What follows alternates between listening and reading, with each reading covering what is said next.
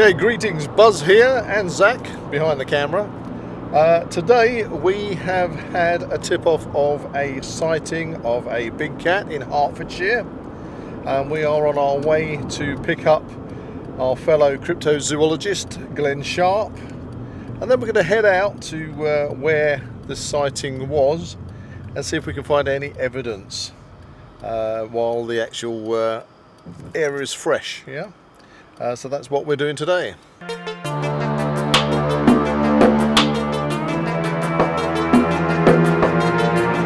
So Glenn, tell us about the recent sightings in the area.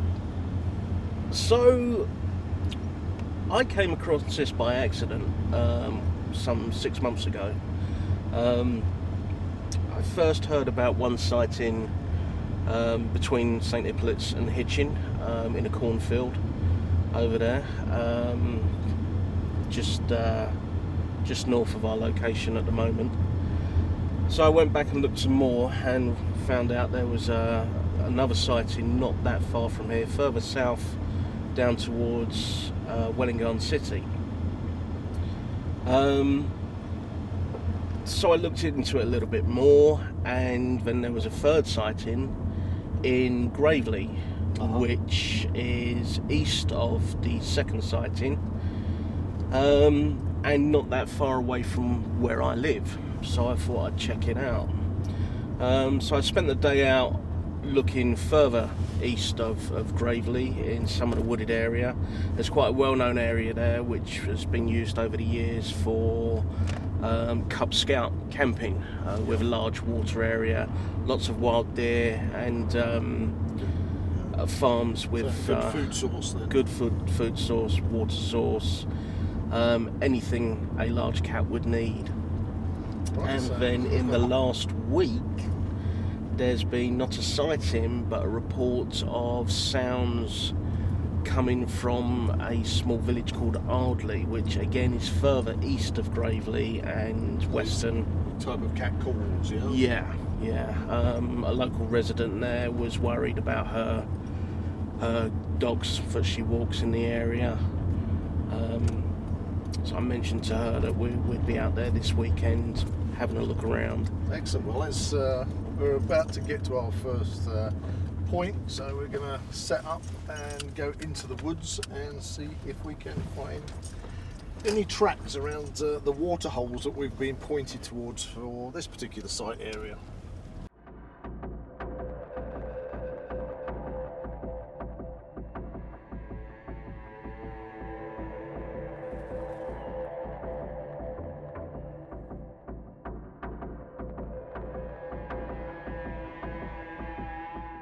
This is definitely a standard debris shelter, as we call it.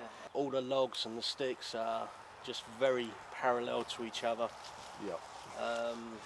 And we do see this a lot through British woodland, because it's either kids or bushcrafters out making temporary debris shelters. When I was a kid, this is the kind of thing we'd build. Exactly. So actually, to be fair, when I was a kid, we'd build something a little bit more elaborate. Do you think that people see these kind of structures in the British woodland and kind of mistake them and associate them with British Bigfoot? Definitely at the moment. There's the whole Bigfoot scene is just, for whatever reason, in the last couple of years has just got massive.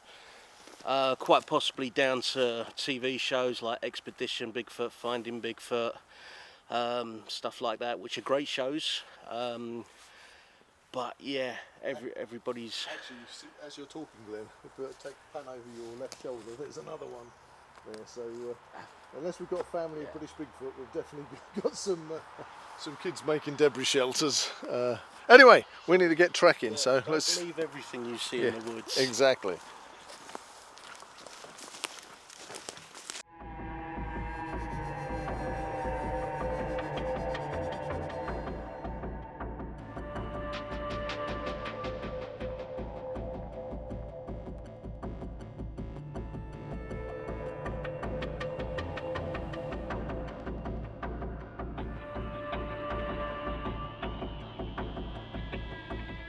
So you've got this lighter colouring on the bark. Oh right, so up this area here.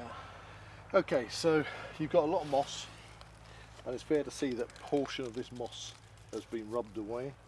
Now, in this instance, I'm not seeing any large claw marks, although you'd think at the height of this, a stretched big cat coming up, clawing it, okay? But if we look around, I think earlier you spotted some lower down on the tree as well. Yeah. We have a lot of deer, and you could well find that what this is the deer rubbing their antlers at this height. Gotcha. Just literally rubbing the antlers, marking the tree, or... Well, I don't think that this is any deep scratch marks in it. Now, this is a common thing, mistake that a lot of Sasquatch researchers make when they see tree breaks. Now, if a tree, if it's not such a big, like a sapling tree, a deer will walk through and get their antlers caught on it, shake their head, snap it, bend it. I would have thought as well as, again, in the States, in Canada, can get quite big. well, in the States and Canada, you also have moose, which are yes. massive. And the amount of power one of those has got if it wants to snap its way through somewhere. Elk, so, caribou. In a British woodland like this, I'd probably put this patch, since we don't have any bear or anything like that, so rubbing its back up and down, I'd probably put that down to a stag deer. In this woodland, I think it's predominantly fallow deer, so it's a good sizable deer. And you might find other areas of bark which has been attacked, but it's also, there's a lot of squirrels around which can also scratch up the bark in places, you know, gnaw on it, depending on the time of the year, depending on their food source. You know, if they start eating the bark when the food source goes down. At this time of the year, very plentiful, you know, because we've already seen, we've got a lot of sweet chestnut just literally lying around everywhere around us. So, yeah, but I'd guesstimate that's deer.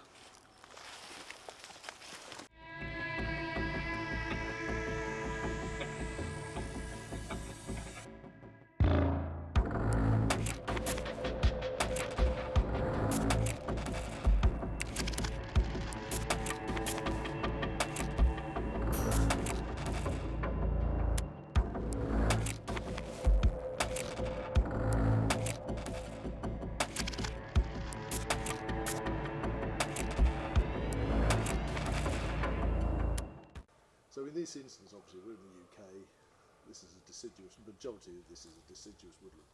But what would you put that? That's down to natural occurrence, would you say? I would say so. To me, it's a case of the right time, the right elements. So this tree, fairly old, I'm saying, and it's just got to the point where it's been hit by a gust of wind and gone over. Yeah, but you can see how people would, in the States, they'd look at the surrounding trees. There are some very old downed trees here. Yeah. But they would possibly say that is standing amongst other trees that aren't broken. So, you know, you can see where these kind of tree breaks and things lead to discussion. Yeah, I'm sure there probably are cases where it is Sasquatch. But over here in the UK, I'm going to put that down to natural elements. I mean, we do get reports, for those people watching, we do get reports of the British Bigfoot, don't we? We do. Now, this is quite a common misconception with a lot of people, both here and in the US. Now, when we say Bigfoot, we're discussing, in traditional terms, woodwoes, or the green man, or the hairy man. The hairy man, yep. Now, there's a lot of reports of the hairy man up in Scotland, for example. Yes, yeah. Now, if you look back through history, historical books where there are actually pictures, hand-drawn pictures, they're not on the same par as US Bigfoot. They're more, they're smaller. They're more in line with our size and smaller. Okay, because I've actually heard of smaller hairy men as well. Yeah, they're all around the world. Southeast Asia, they have the Orang Pendek, which is more of a smaller creature than the US Bigfoot. But at the moment, would you say that this is definitely it's an open page at the moment when it comes down to the UK Bigfoot. I think so. I suppose it could be mistaken if I was in my ghillie suit, for example, Yeah. and I was out in the woods and I was basically tracking deer or any other animals, or tracking big cats, for example. I could be easily mistaken as a hairy man. Yeah, it's funny you should mention the big cat thing. I know that's what we're out doing here today.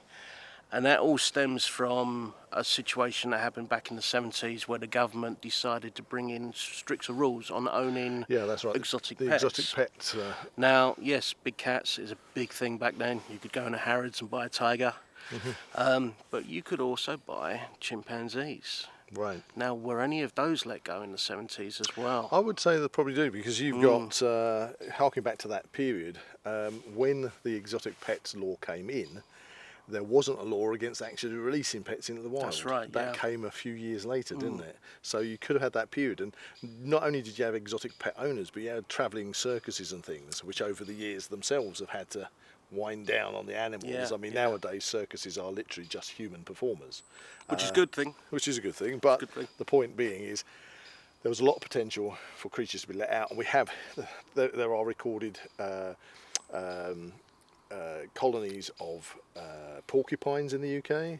We've actually, Zach and I have seen wild wallabies out there. There's plenty of wild creatures that are not indigenous to the UK that are out there. And even now, there is still a smuggling trade. You know, people do smuggle, exotic animals into the UK that shouldn't. So, yeah. The only difference I would say with, say for example, a primate being let go in the 70s and a big cat being let go is it has been known in other countries, especially Australia, big cats have actually mated with domestic cats. Yeah. Whereas... And then you get the hybrid. Yeah. And that is something that we've been looking into, because there is the strong possibility that we could have hybrids. We do have an indigenous species of the Scottish wildcat, which has mated with... And does look very cute. That has mated with domestic cats, and they have got a breeding program where they're trying to outbreed those genes to get a pure Scottish wildcat. But those Scottish wildcats, although they're called Scottish wildcats, they were countrywide in the UK. They were all over at one point, and obviously they've been hunted back. But if you have a released cat, especially some of the smaller ones, there's nothing to say that they haven't interbred and that we have got a hybrid.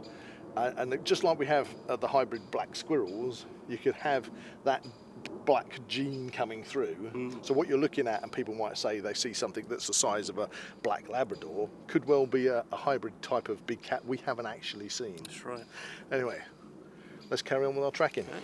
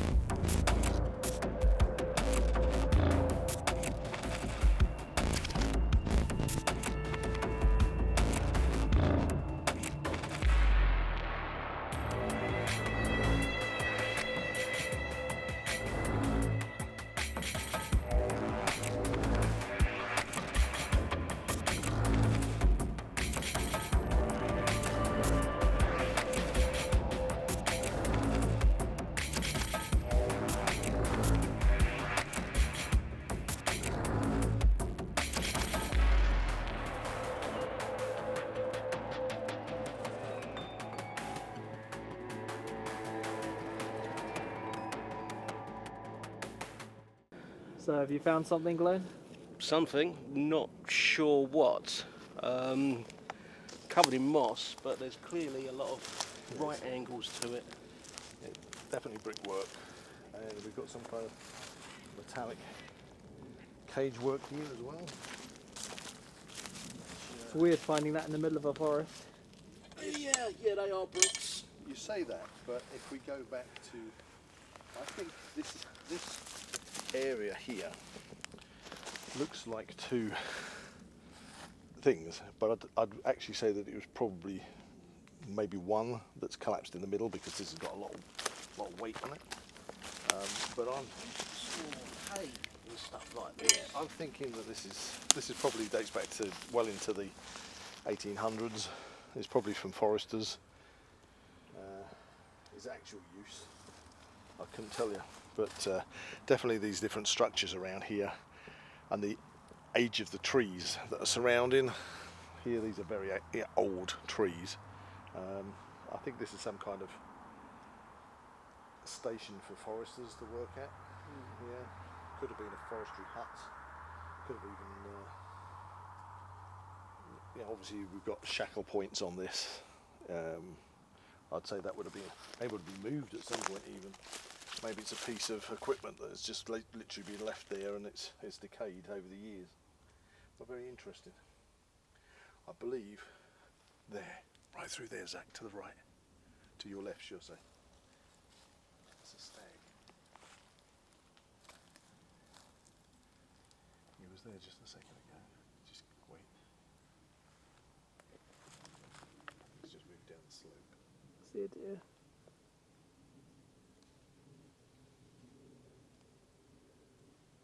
There he is. There he is. Oh wow, did he blend in? He's behind that big tree. Yeah, There's a lot of big I got him. trees. I got him. There. Seems to have one antler shorter than the other. Yep. Yeah, look at those. And you can see how There's several of them. you can see how their natural camouflage blends them in, especially in this bracken. There's a few. There's a few in there. Wow.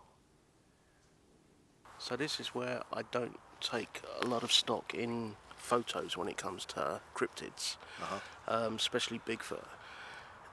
You see how well a deer is able to camouflage itself. Yeah, and that's at about And 100, 200 yards max. Easily, yeah. And we saw it because we just see that one bit of movement.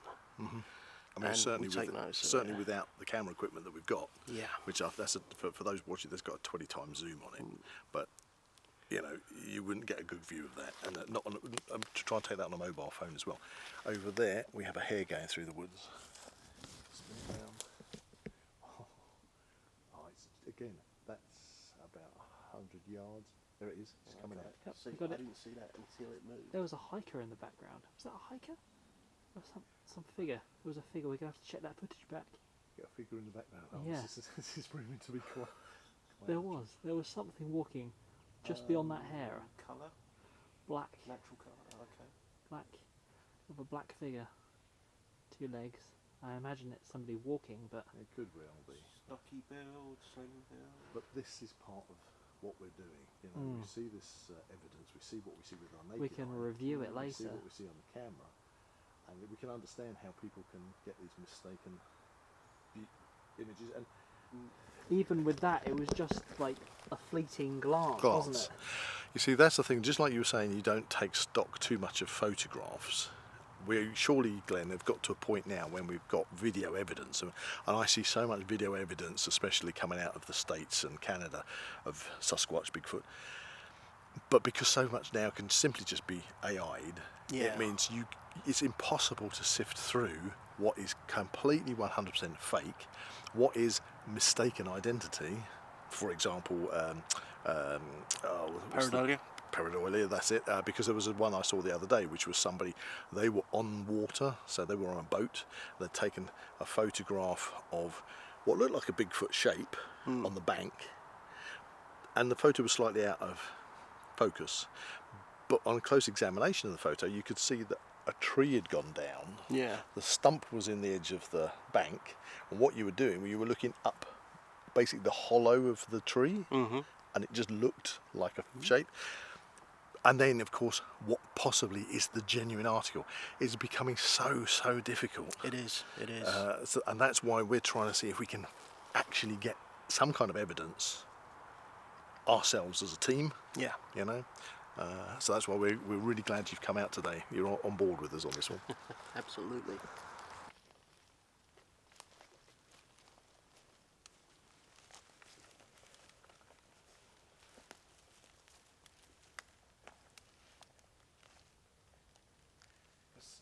Anything coming up to drink, it's kind of got to put it 4 feet in the mud and to lap to get to the.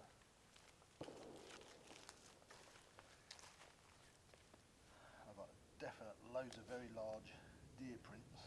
Yeah, I've got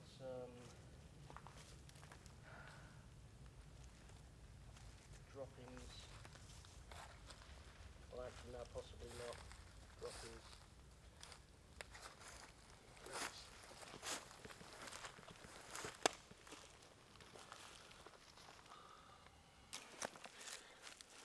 There's also areas like where you just put your foot. Yeah, that's just. There was another print there that looked like a boot print. Well, it could be that other humans been through here. Yeah. We found the water hole we were pointed towards because this is an area where the deer population or anything that wants to come and drink it's going to come to. And as you can see, there is an awful lot of deer sign around here. Both we've got the larger fallow deer, which are pushing into the soft mud because you can the weight of their bodies, and smaller roe deer as well. I've seen a couple of those. But what we're looking for is to see if we can get that telltale feline paw print that basically hasn't got the, as you'd expect with the dog print, which has the claws there. You want a nice clear one, because anything coming to drink here, because this is where its food source is going to congregate to drink, it's going to want to drink as well, and there's a good chance that a predator would come to this watering hole, and in order to get it, it's got to put its 4 feet very close, reach out and lap up that water. It would be nice if we could find any prints around here. This is obviously very well used by the local deer population. You can see here where the fallow deer's hoof print is there, and there's one right behind it, so it's the 2 feet coming together as it walks. So Glenn, you probably have your own techniques for doing things. What we like to carry is what's known as a forensicograph, because as I'm sure you're aware, when you see photos that people have prints and things, they might put a hand down, A frame of reference. or a cigarette lighter or something like that for scale. And a forensicograph is something that I'd highly recommend getting, because we've got this print down here, so I can just pop that down, and that gives us a good image of scale. Yeah, it's a good frame of reference. It's usually used in forensics investigations. You know, so it's very, very well worth anybody that's watching this. Get yourself a forensicograph, because then when you are trying to show people those prints that you've found, you know, it might be a dog print, it might be a big cat print, but having a really good accurate scale is really important. Especially that you can use it for the evidence. Everything. Exactly, and you can use this on everything. So forensicograph. Okay. Fundamental kit. Yeah, fundamental kit. Add one. Now I want to track down here because I think there might be another water hole over there.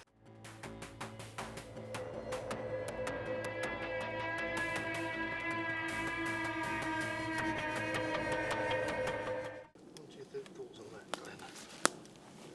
It's certainly got the shape Definitely for a print, isn't it? It's not a deer. That does not look like a deer. It's about the size of a human knuckle. Have you found something? Well, if that's the back, it feels as, I mean, it could be a dog print. Can you point to it again? Fairly big dog. Here, but can you see the outer circle of that? The impression has gone in, so we've got toe points and a heel just in there. Possibly one here. Just tracking through that direction. No obvious claw marks, which you always get with a big dog. Yeah. Interesting. I've got to say inconclusive, but that's interesting because But you saw it, and the second you said something, I saw it. that's definitely not obviously a deer print. So comparatively, like a normal, say, a dog or a cat, it's quite big. Yeah, forensicograph. Forensicograph. Let's get a shot of that on the Starting to forensicograph. think you might should put this in your pocket. Yeah, maybe I should just carry it with me. So let's get a shot for a scale with the forensicograph. Okay. There we go. That, And again, wow, that is almost taking up the entire again, we've got scale. front toe marks and a heel in here, and possibly this mark here is a secondary foot as it's tracked through. So there you go. Are there any beyond it at all? So we've got a lot of leaf detritus, which means that leaves have probably been falling down constantly, hour on hour. So It's heading towards the water source. Yeah, because we've got another water source here. So Let's go and have a look around. advance very carefully. Yeah. But I'm not seeing any human footprints. For example, if this was a dog walker, the dog could be away from its owner. If it was a dog coming through. Very small deer. That'd probably be a monk rat.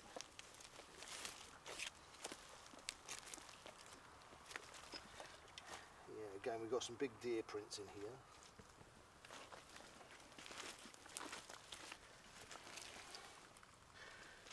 What I'd love to see is a telltale reach of the two front paws to lap up water.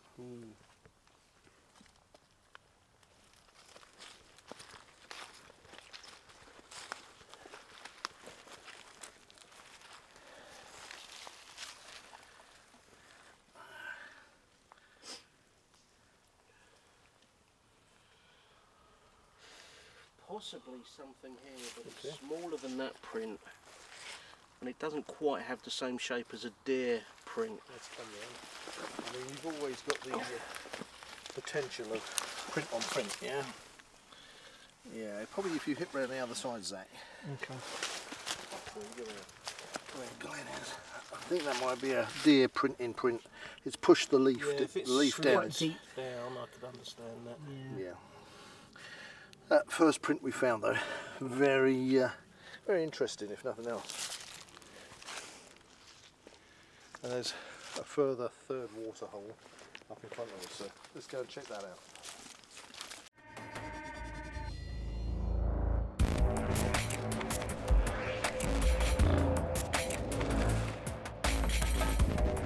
So again, a lot of deer activity.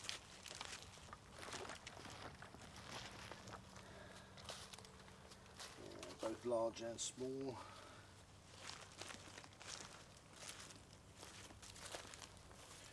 Of course, the other thing, as well as finding tracks around waterholes, it'd be really good if we could find an actual kill site. Yeah, so we find a carcass, either bone pit or a carcass in a tree, or something, a fresh kill. So how long would you say a carcass would be intact before, you know, microbes and stuff like that get a hold of it? If it's been broken down just by microbes, by bacteria, it's going to be around for a while. But it's scavengers that are going to clean it. Yeah. Actually, probably put that down as either a badger or a fox. Let's come through here. In a way, you can kind of understand when you've got a singular print that you can clearly see, and others are then lost in the detritus. Yeah. You know, in the duff, is what it's called. The thing is, again, when we come back to things like Bigfoot, and you see these singular prints, I always find it very difficult when you get a really good, clear singular print, but nothing forming a trail.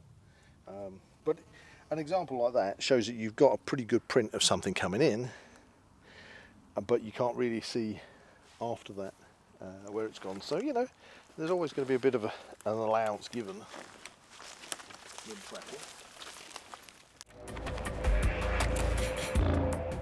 They haven't discoloured and gone brown, so you've had a lot of fresh foraging going on here. Well, these are basically being stripped out, and they're nice and clean, and that's all over here. And this could well be the deer that are coming through and nibbling themselves, nibbling at these. Here, I'll put the forensic graph down, but where you can see the husks from the sweet chestnut, these have been had by the squirrels. So the squirrels are using this as a dining table and enjoying themselves, and then you probably find that the same with field mice and small rodents that are living in the forest will be doing the same. But,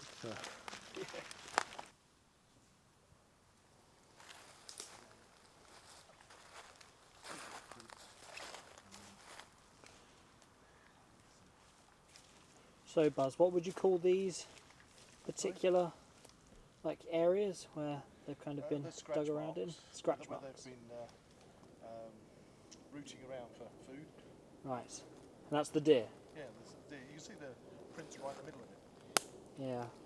So we've been tracking the fallow deer herd through the woodland, and if you see on the camera down here, you can really see in the duff, which is the detritus, that's what we call the detritus on the forest floor, the duff.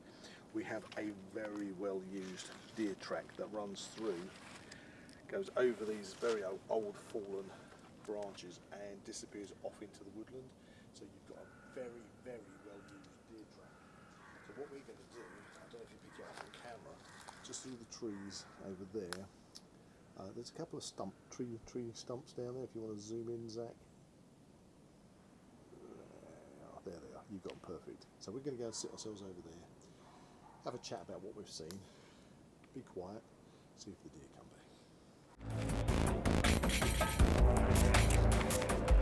So Glenn, what do you think about, obviously we did find the water holes that I was told were here, which is obviously very obvious with the deer prints. This is where the deers are congregating. There's a lot of activity.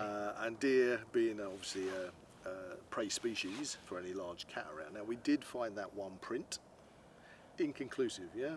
Yeah. Could have been a secondary one in line with it, you know, for whatever it was that left it travelling. But intriguing, I found. If that was a big cat, I would be concerned about its size. Oh. It was the Pretty size big. of Yeah, I mean the thing with almost the size of a fist, I think human fist. if you have something that's maybe the size of leopard or puma, it is like if you close your fist, it would, the paw print, you'd expect it to be about that sort of size. Yeah, yeah. So yeah, they're quite frightening. Well, the definite thing about that was it wasn't a deer print. No, it wasn't. That was the conclusive part. That's the thing we can say, is something came past that water hole, which wasn't a deer. It wasn't a badger. It wasn't a fox. And it probably wasn't a dog from a dog walker, because there was no activity. Well, we Like certainly with didn't see any other hikers around. human footprints around. Exactly, yeah. There. And no visible claw marks in that print. Whereas we saw what I think was a badger print a little bit later, and the claws were clearly defined. Clearly defined, yeah. Because they use their claws for digging, getting in there, getting the worms and grubs out of the soil and things. You know, that's what they're designed to do. Yeah. So that was very interesting. Anyway, you were saying about, because off camera in the distance we can see what looks like probably going 200, maybe 300 yards, kind of head and shoulders of a dark figure that's been watching us for quite some time. Yes, yeah. And you were mentioning about how people take photographs or things like that. Yeah, so it's pareidolia. I saw it. Now, there are so many photographs and footage out there of what people think are Sasquatch, Bigfoot, or more importantly, a nickname used is tree peekers. Tree peekers? Because I like that. Yeah, it's nice. But yeah, they get the name because they will stand behind a tree or a rock or a bush, and then they will just peek around. And for me, the first thing I look at when I'm looking at footage or photographs is I always look for a darker patch in there, something that kind of sticks out. So we're always looking for something that just doesn't quite fit with its surroundings. Now I've seen this darker area over there. Yeah. We all pulled and we all pulled our binoculars out. Now the great thing with binoculars is a lot of people out there which are taking these photographs and this footage, they are not using the best equipment in the world. But Buzz got to his binoculars before I got to mine, and yeah, it's quick draw McGraw. It's a tree stump behind a tree, behind another tree bit stump. Of foliage there. Yeah. I think it's the foliage which is helping give it the head and shoulders. Well, that was the thing. I was behind the camera when you initially spotted that, and now I've actually come and sat here on this log, and I'm looking at that direction. That's exactly what it looks like. It looks like somebody or something lurking at a distance is lurking behind that tree over there. And what's more, in the 5-10 minutes we've been sitting here, in my mind, that's actually moved. That's changed. It seems a little bit of a different shape now. That could be down to just fluctuations in the light. Yeah? It could be, absolutely, yeah.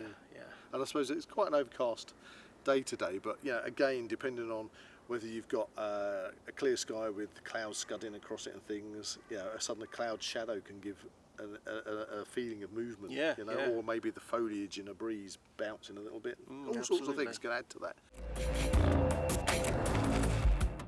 Right, so one of the things we were looking to do, Glenn, was if we found a really good print, and unfortunately that print that we found was a bit inconclusive. Had a lot of leaf litter in it and things, Yeah, so yeah. I didn't think that we'd Wasn't the most clean print. No, so I didn't think we'd get a very good cast off it. But what I did do is I brought the stuff along to do casting. So for anybody that is interested in making a cast, and we'll do a further video on this. But let's just bring out some of the bits I bought. So here we go. Now, this is probably, for me, one of the most important bits. Yep, that will go round and Yeah. So surround the area. that's that it. you So can print. a good bit of cardboard, which allows you enough space to increase and decrease how much space you need on that. And then of course what is really you need is gaffer tape. Tape, always got tape. Slap some tape on that, and then when you've made your mould, push that down around your actual print that you're going to be moulding. What you don't want to do is have too much excess, because you're just going to need even more plaster, you know, but you don't want it too narrow. So you just want to judge it, give it about 1.5 inches maybe around the print. Yeah, because also when you push this into the mud, and it depends on the consistency of the soil, because if it's very hard it's going to kind of just literally rest on the surface. But you want to get that round, but you don't want to cause distortion on the print when you push it in. You get that. Mixing stick, but if you're in the woodlands you can find a stick.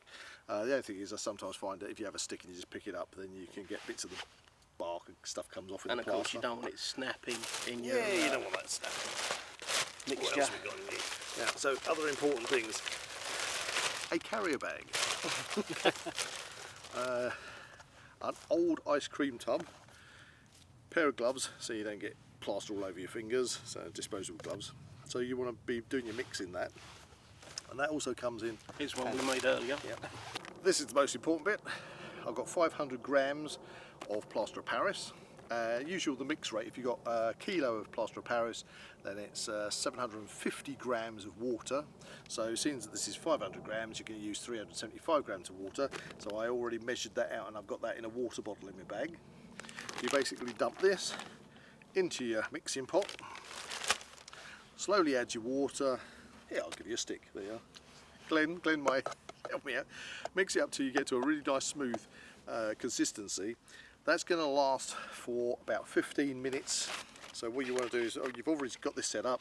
You're going to then slop that into your print mould, and then you're going to you can sluice that out if you want, but Technical term. sluice. Then you're going to leave that for about 30 to 45 minutes to harden off. Before you're going to go and carefully take the mould off of it and retrieve it. But the thing is, because you've got this, it means you can then put your cast, which isn't going to be 100% solid by the way, but you can put it carefully inside the bowl, which gives it protection when you stick it back in the bag, and put all of your rubbish, if you want to call it rubbish, of all the stuff, the empty bags and everything, go back in the carrier bag so you don't get your backpack all mucky and covered in plaster of Paris. And I mean, the other thing is, if it's raining, you've got the bag there, put it over the cast while it's setting. Exactly. Put it over the cast, and so you can seal it all up in there, put it back in your bag, everything's clean and tidy, you've left no mess in the woodland or wherever you are, leave no trace, and there you go. That's how you take a cast, and we'll do a full video of that at some point in the future. So stay tuned for that. Stay tuned for that. Also, if you're interested, UK Cryptid Con in May, they will be doing practical lessons on how to cast prints. Good. I dare say that everybody has their own little take of what to do, so you know it's always handy to get little tips from other people. I think these days, and I haven't tried this myself, but our friend Liam, who's a 3D printer. He's not actually a 3D printer himself, he's a human being, okay? But he makes Got to plug him in first. Yeah, you've got to plug him in before you talk to him. He printed himself, that's the thing. No, so he says, he said you can get an app on your phone now where you use your camera and you can scan, say for example in 3D printing you saw a particular nice... Yeah, I think it's called LRAD, rings a bell. LRAD rings a bell?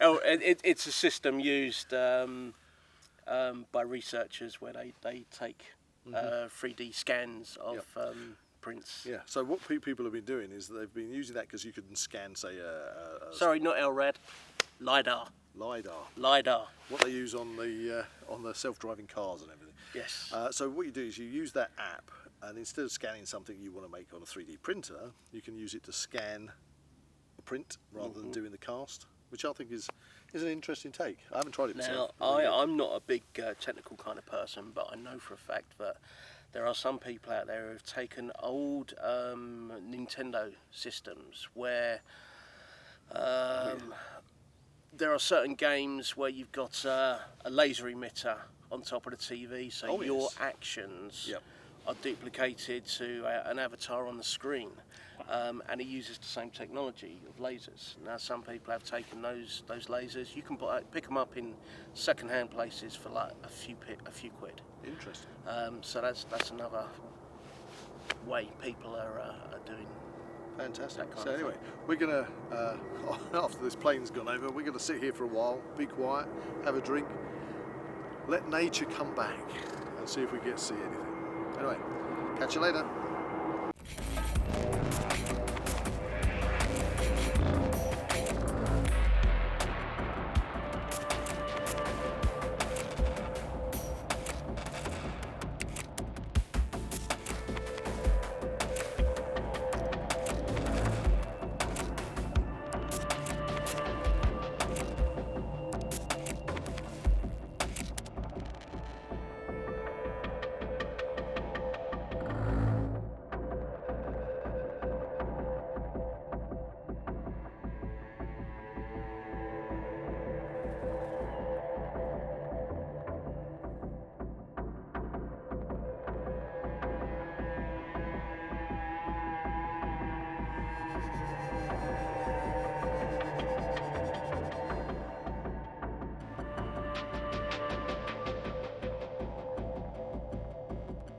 So we finished with this site. We found the water holes.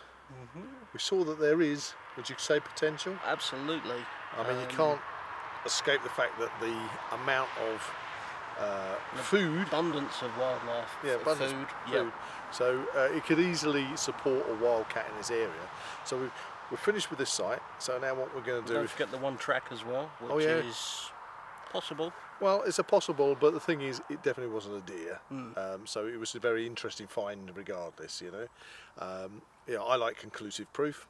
It was something, and that was nice to see. Yeah. Okay. So we're going to move on now to a site that you know, Glenn, and see if we can just have a look around, see if there's anything.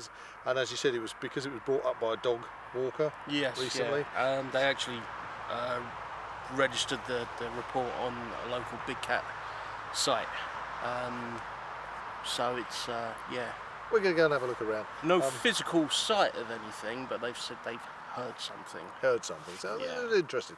So we're just going to have a little flash look at that and see what the potential's like. And so we're down near the road now. Car park is just behind us. So we're going to head back to the car and head off to, let's call it Site B.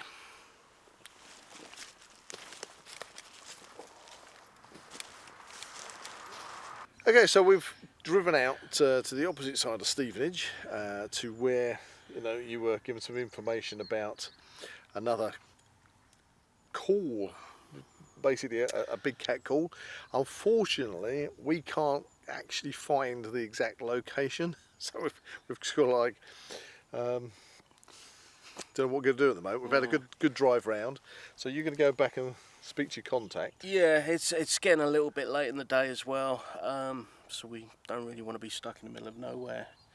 Especially with the potential of a big cat. Yeah.